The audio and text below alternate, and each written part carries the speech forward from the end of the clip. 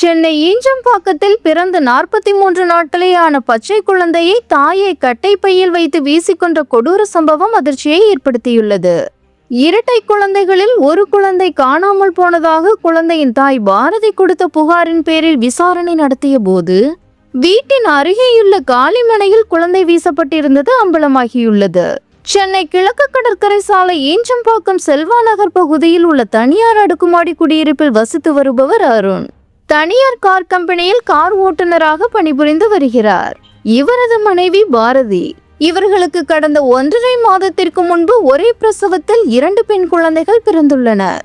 பாரதி தனது 2 பெண் குழந்தைகளை வீட்டின் அறையில் உறங்க வைத்துள்ளார். பின்னர் சில நிமிடங்கள் கழித்து ஒரு பெண் குழந்தையை காணவில்லை என கத்தி கூச்சலிட்டுள்ளார். பாரதி கத்தி கூச்சலிடும் சத்தம் கேட்டதும் மேலே துணிக்காய போட்டுக் கொண்டிருந்த மாமியார் மற்றும் அண்ணன் மனைவி இருவரும் வந்து என்ன என்று கேட்டுள்ளனர்.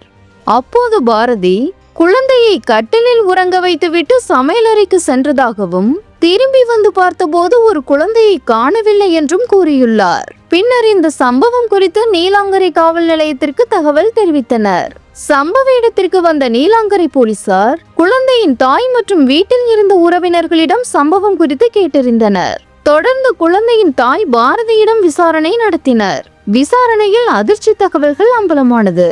தனது ஒரு குழந்தை பிறந்ததில் இருந்தே உடல்நிலை சரியில்லாமல் இருந்ததாலும் இதனால் பாரதி அதிகளவில் மனதளவில் பாதிக்கப்பட்டு இருந்ததாலும் வீட்டில் யாரும் இல்லாத நேரம் பார்த்து வீட்டில் இருந்து பிறந்து 43 நாட்களே ஆன குழந்தையை கட்டைப்பையில் போட்டு வீட்டின் அருகே உள்ள காலி மைதானத்தில் தூக்கி எறிந்து விட்டதாகவும் தெரிவித்துள்ளார்.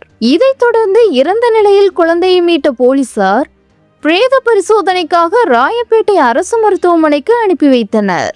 இந்த சம்பவம் தொடர்பாக தாய் பாரதி மீது வழக்கு பதிவு செய்த போலீசார் அவரை கைது செய்து தொடர்ந்து விசாரணை நடத்தி வருகின்றனர்.